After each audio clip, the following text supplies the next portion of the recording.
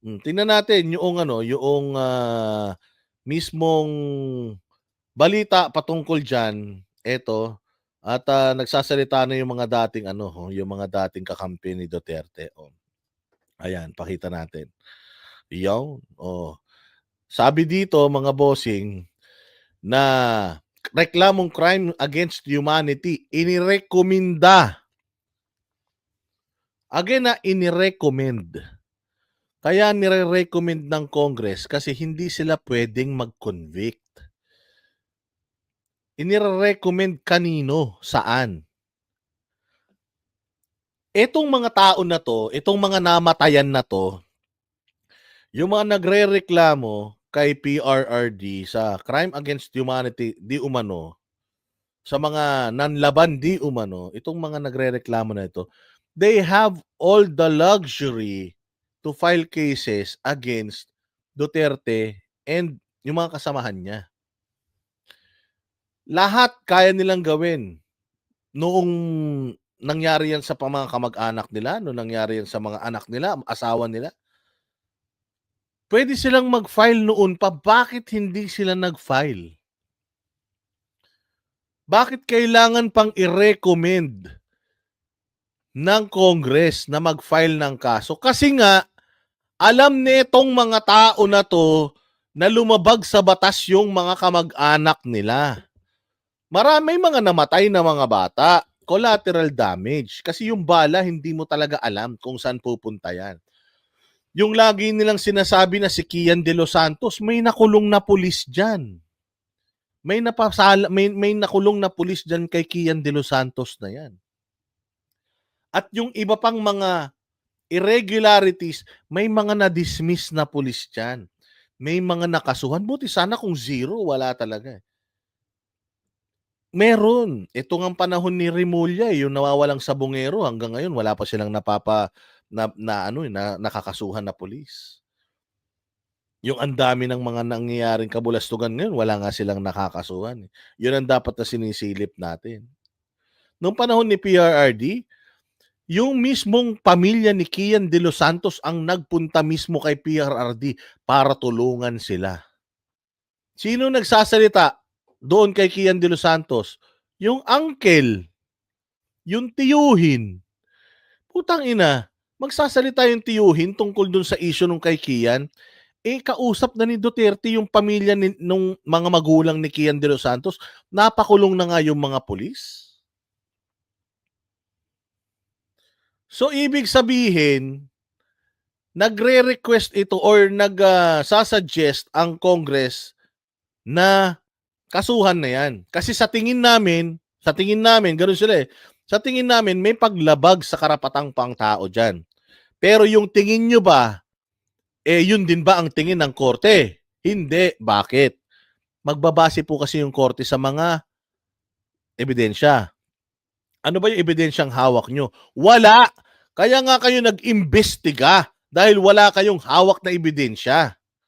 Kasi kung noon pa, may hawak kayong ebidensya laban kay Duterte, sinampahan nyo yan ng kaso noon pa.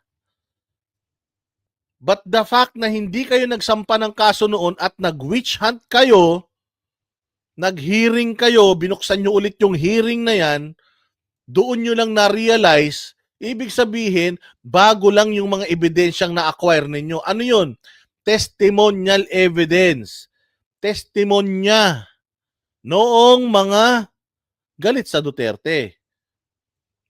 Testimonya ni Trillanes, testimonya nung mga uncle, nung paring adik, yun lang meron kayo. Hard evidence meron, DNA, science, meron, wala. Oh. 'Di ba? Kaya kayo nagsasuggest ngayon dahil sa tingin nyo, may paglabag. Sa tingin nyo. Sino magsasampa ng kaso? Kayo ba? Hindi. Ang magsasampa ng kaso, yung mga ang magsasampa ng kaso, mga bossing, syempre, yung mga tawag din yung mga mga biktima. Yun ang magsasampa ng kaso. Kung ano-ano pa yung mga kaek-ekan ninyo. O sige, pero mas maganda marinig natin mismo galing sa mga bibig nung mga dating tuwan-tuwa, yung mga dating tuwan-tuwa, mga bossing, sa war on drugs ni PRD, ngayon, sila pa mismo yung bumabatikos kay PRD. Ano yun? Dati, binati nyo si PRD, hindi kayo nag-research. Ngayon, nag-research kayo? Di ba? Sige. Inirekomenda ng House Quad Committee na sampahan ng reklamong crimes against humanity sina dating Pangulong Rodrigo Duterte. Mga senador na sina Bongo at Ronald Bato de la Rosa, tilang dati at kasalukuyang matataas sa opisyal ng PNP. Kaugnay ito sa mga insidente ng pagpatay noong war on drugs. Balita, si Rafi Tima. The Quad Committee's progress thus far is... Tulad ng reklamong isinampa sa International Criminal Court, Yes, crimes against si humanity. Barbers. Ito yung galit na galit sa mga vloggers. Sabi niya, you can do better. Vloggers, galingan nyo pa. Sabi niya, pero putya, pagka binanata mo Quadcom, yari ka sa NBI. Oh. Si Barbers, siya din yung magaling mag-speech dati. Tandaan ninyo. Oh, di ba? Speech siya noon na kung pwede lang i-extend natin yung termino ni Duterte. Pwedeng gamitin yung war on drugs model ni Duterte para gamitin ng ibang bansa. Dahil sa natin na talagang tagumpay ito. Tangina dyan. Dati, tagumpay. Nung presidente pa si Duterte, sumisip-sip pa to, tagumpay.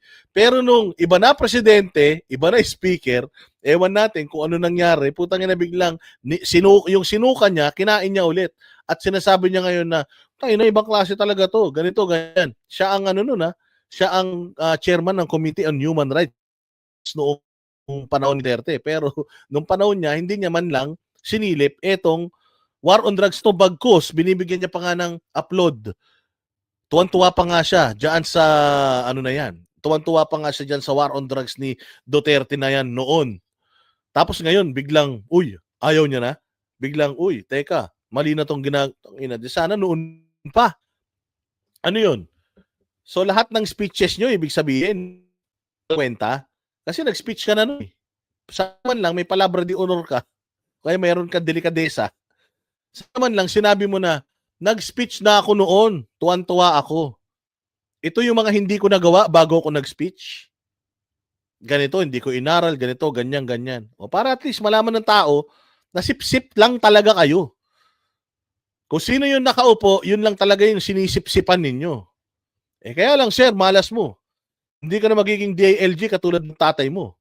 Dahil so far, Rimulya, kapatid ni Boying, pinsan ba kapatid? Si John Wick Rimulya, so far, maganda ginagawa sa DILG, so far. So sir, sorry, pasensya na, pero after nito, hindi ka na congressman, last term mo na sa congressman ng Misamis Hindi ka na mananalo mayor doon. Oo, wala na to. Nangangarap na lang to na baka sakali i-hire ni Bongbong Marcos ito sa kung anumang posisyon pwede sa kanya sa gabinete. Kasi mga yan, mga power hungry mga yan Ang inirekomendang ikaso kina dating Pangulong Rodrigo Duterte, Senador Bongo, Senador Bato de la Rosa at iba pa. Ito ang nilalaman ng 43 pahinang report ng House Quad Committee na duminig sa illegal drugs at illegal pogo operations sa bansa ng nakaraang administrasyon. The investigations brought to light a harrowing narrative of abuse of power and institutional impunity. Yan, syempre, kailangan gumamit ng mga highfalutin words. Kailangan gumamit ng mga kakaibang mga salita para magmukhang totoo. Di ba? Nakita niyo yung mga style. Ganyan ang style ng mga NPA. Sabi ko nga sa inyo, the style ng mga NPA na-acquire na netong mga kongresista natin. Ganyan mga bossing. Meron lugar ngayon na congressman na tatakbo pang congressman sa distrito nila? Wala. Lahat ng mga pumuposisyon ngayon, party list at saka yung mga last termer na. Hindi na tatakbong mga kongresista sa mga lugar nila. Tingnan niyo to si Barbers. Magkakailangan, sino maniniwala sa'yo? Ang haba-haba ng speech mo, giving the Duterte administration yung recognition na hindi naman nila hinihingi from you. You were there voluntarily. Kinuha mo yung mic, hindi naman nila sinabing magsalita ka ng magagandang bagay para sa kanila, but you did it anyways. Why? Sip ka kasi. Noong panahon ni Duterte, putang ina, tuwan-tuwa ka sa war on drugs niya. Gusto mo pang gawing model yun ng ibang bansa dahil successful. Tapos ngayon, yan na yung mga salitang ginagamit mo. Nasaan, Barbers, ang delikadesa? Duterte administration. Witness testimonies corroborated by evidence. Anong evidence? Witness testimonies corroborated by evidence. Anong mga evidence yun? Yun ang tanong. Kasi mga bossing, pagdating sa korte, kapag puro hearsay, kapag puro salita lang, walang science, walang ebidensya, wala yun. Hindi yun didinggin ng korte. Napakalaking kaso nito. This is not something na kayang tapusin in a year. Sa dami nung ebidensya na ipipresenta ninyo, I'm sure, dekadang itatagal nito. And by then, hindi nga natin alam kung aabutan pa ni PRD yan.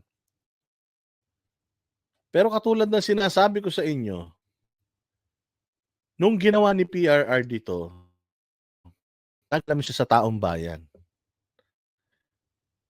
Noong tumakbo siya, ito na yung kanyang campaign promise. And the people voted for him. He just delivered sa kanyang promise. Kung ako korte, sasabihin ko lang to na, wala, ito talaga eh. Ito yung bayan natin Pilipinas, ganito na tayo kagulo eh. Di ba? Ganito talaga kabulok ang bayan natin eh. And alam naman natin pare-pareho, kahit naman ikaw Barbers, alam mo eh. Si Richard Gomez nga eh. Sinasabi ni Richard Gomez na it is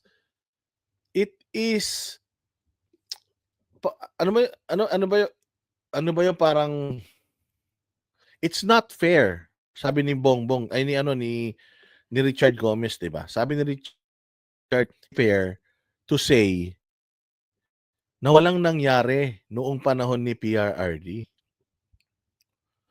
Kasi ako mismo, sabi niya, being the mayor of Leyte, Samar ba or Leyte? Hindi, mayor ng Ormoc. Sabi ni Richard Gomez, being the mayor of Ormoc, alam ko na ang laki talaga ng pagbabago ng panahon ni PRRD. Naubos talaga, adik. So hindi naman siya fair na sabihin natin na talagang wala, na ang nangyari ganito lang, ganyan lang. So talagang ito makikita mo, itong si Barbers, di ko alam Barbers, question lang talaga. Magkano ang halaga para bumaliktad ka doon sa iyong unang opinion sa war on drugs ng mga Duterte? Kung meron, magkano? Kung wala, bakit? Bakit bigla ka nagbago? Yun yung dapat nasagutin mo. Kasi naiintindihan ko, sir. Kung halimbawa, binayaran ka to do that, naiintindihan ko, pera yun eh. 'Di ba? Lahat naman, sabi nga nila lahat naman is for sale. Depende sa presyo na lang yan. Pero kung sasabihin mo sa amin na wala. Walang kapalit lahat ng to. Ginawa ko lang yung trabaho ko. Ba't ngayon lang? Ano pala yung speech mo noon? 'Di ba? Ano pala yung speech mo dati? Bakit ang ganda-ganda ng sinasabi mo sa pamunuan ni Duterte? Tapos ngayon, ba't ganyan na? So ano yun? Ano nakapago sa isip mo? Binayaran ka ba? Kung oo, binayaran ka, naiintindihan kita. Maiintindihan kita, sir. Lahat naman tayo kailangan ng pera. Wala ka nga lang talagang prinsipyo, pero naiintindihan kita. 'Di ba? May presyo ka nga lang, pero naiintindihan kita. Pero kung sasabihin mo na walang nagtulak sa'yo, pagmamahal lang sa bayan? Doon ako hindi maniniwala. Hindi ako maniniwala doon na ginawa mo lang 'to para sa pagmamahal sa bayan. Dati ang tindi ng pag-ano mo, ang tindi ng pag ng sasabi mo ng mabubuti para dito sa war on drugs na ito, 'di ba?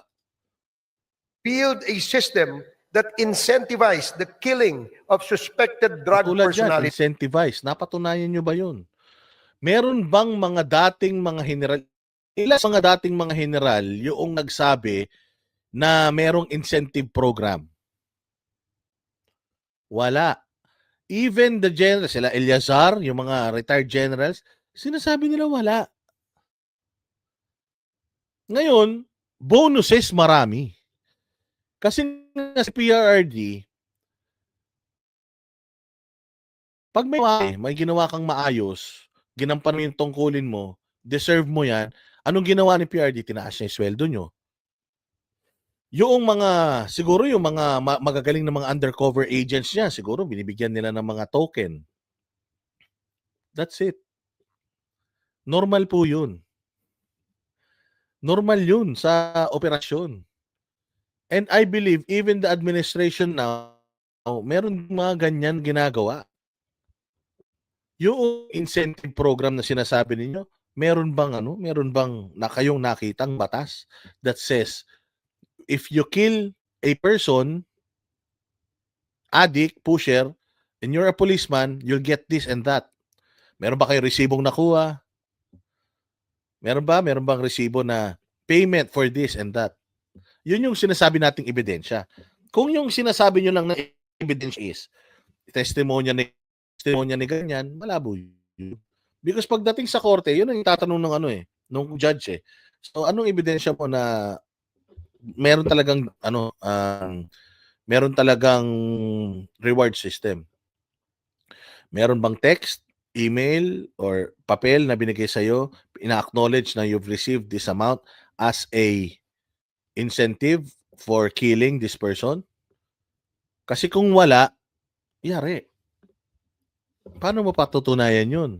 Testimonya lang, mahirap. Kahit sino pwede magsalita . Kahit ako, pwede ako magsalita . Kahit si ganito, pwede magsalita. Si ganyan, pwede magsalita . Kung lahat ng salita gagamitin nating ebidensya sa mga kaso, wala na. Lahat tayo nakakulong na. Di ba?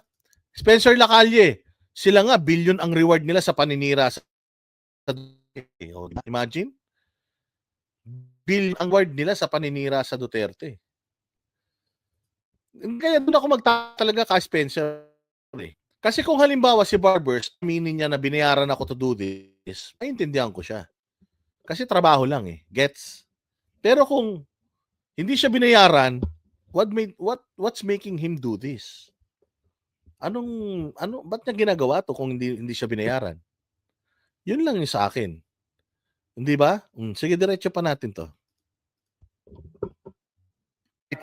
Bunsod ng drug war, pinakakasuhan din ng Quadcom sina dating PNP Chief Oscar Albayalde at De Bolsinas, Police Colonels Ruina Garma at Edelberto Leonardo, at dating Malacanang official na si Herminia Muking Espino. Pinakakasuhan din ng ilang personalidad na may kinalaman daw sa pagkakasamsam ng 360 kilo ng shabu sa Mexico, Pampanga, kabilang si Mayor Teddy Tumang at ilang Chinese nationals. Gayon din ang mga may kinalaman sa pagkamatay ng 3 Chinese nationals sa Davao Penal Farm noong 2016 at ni Police General Wesley Barayuga. Kailangan naman daw ng dagdag na investigasyon para sa mga personalidad.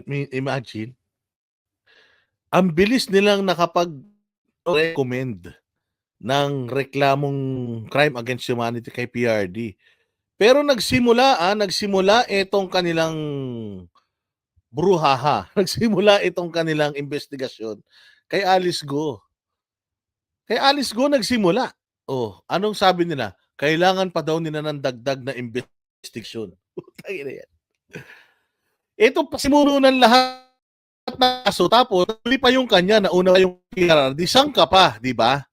Kaya dito mo talaga malalaman na talagang merong may kumpas ito. Si Alice Go, dagdag pa daw na investigasyon. Anak ng tinapay na, hindi pa rin tapos.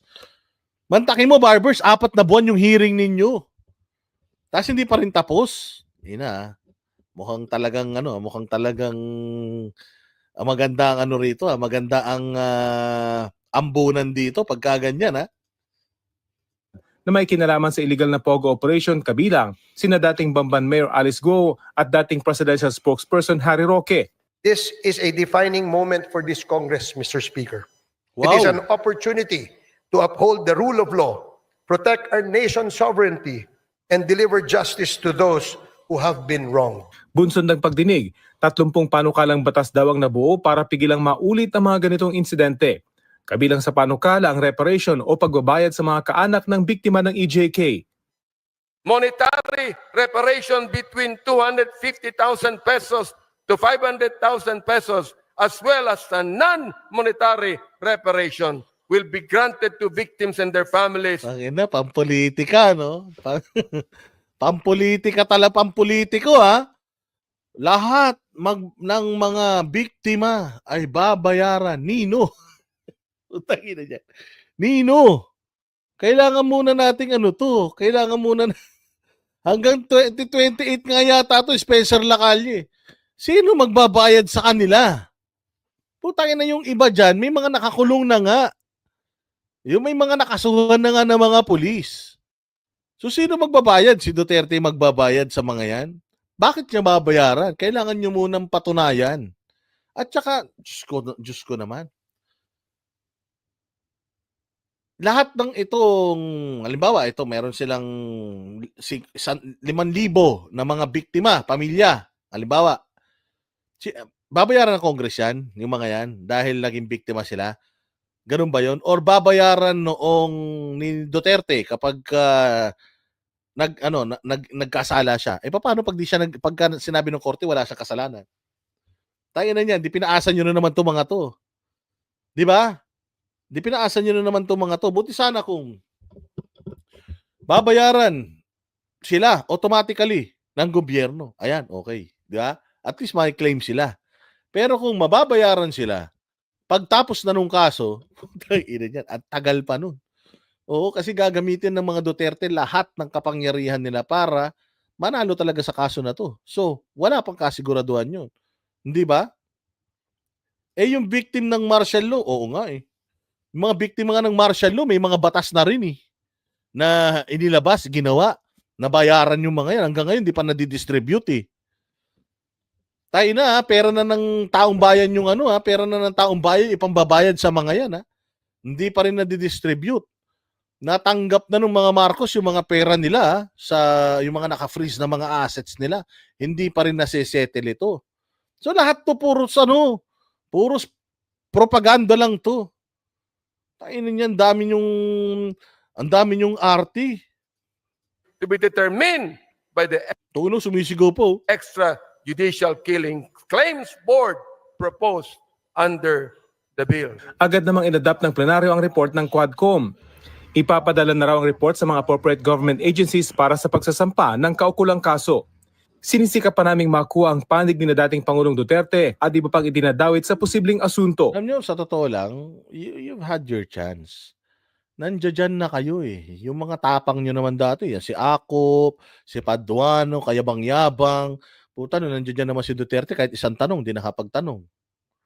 Di ba? Kahit ano, hindi naman makasigaw-sigaw dun. Di ba? Nawala naman yung angas, nandiyan si Duterte. Di ba? Tapos ngayon, biglang hihingan nyo ng, hindi na. Si Duterte, hindi na, para mag-comment pa ako dyan. Just file cases. Yun naman ang gusto ko eh. Di ba? Ano ba sinabi ko na nandiyan ako sa Quadcom? You have something on me? File cases. Ang dami nyo naman palang mga kwento. File cases against me.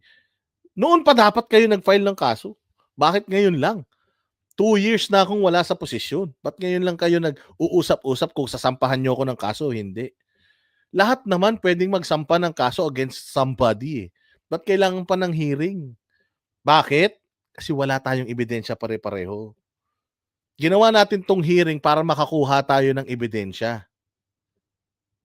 O putang ina, naging sanang naging ano na lang sana kayo, NBI. O kaya naging ano na lang sana kayo, di ba, Congress? Hindi trabaho ng Congress yun eh.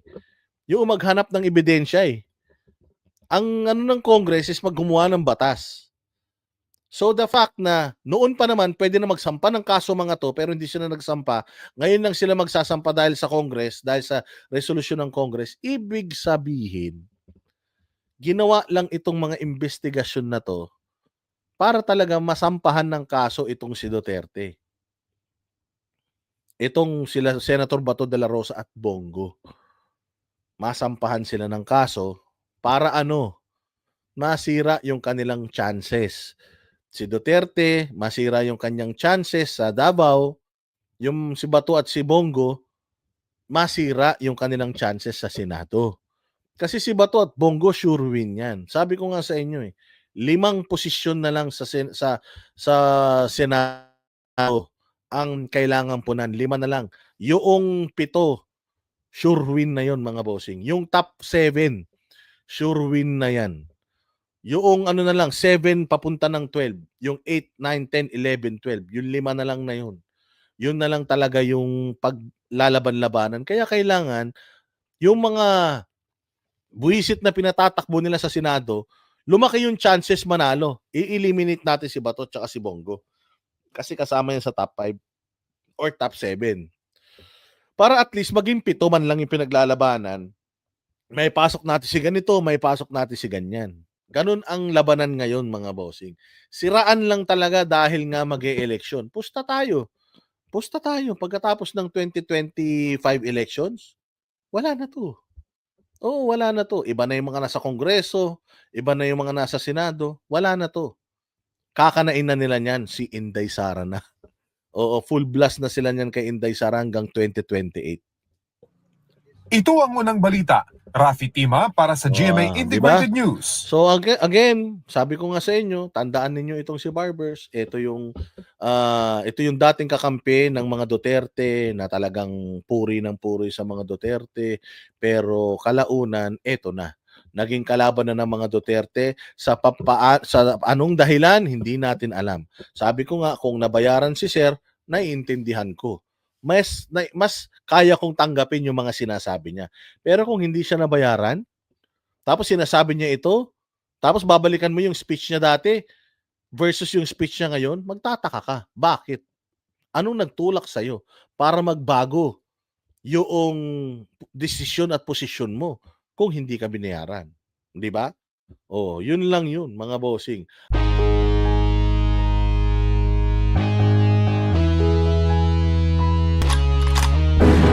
Yan ang banatero, walang inuurungan. Pag tama palakpakan, pag mali ay babanatan. Yan ang banateros, boses ng ordinaryong Pilipino. Banateros ay walang maka